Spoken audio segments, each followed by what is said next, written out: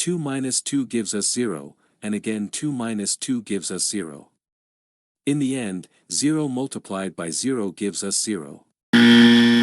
But this answer is not correct because we did not follow one of the most important rules in mathematics called the order of operations. The order of operations tells us that when we face a mathematical expression, we cannot start solving it from anywhere we like. Instead, we must follow a specific order called the correct order of operations. The correct order of operations is known by a short acronym called PEMDAS. P stands for parentheses. E stands for exponents and roots.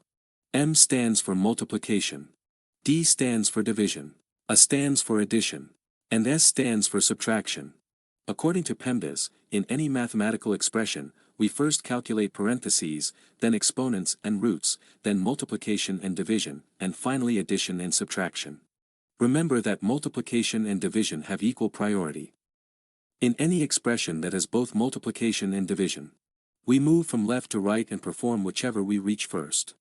This rule also applies to addition and subtraction. Now, with these explanations, let's solve the question from the beginning of the video. But before solving it, please like the video and subscribe to the channel, and if you have any questions, ask them in the comments. 2 minus 2 multiplied by 2 minus 2. In this expression, there are 2 subtractions and 1 multiplication.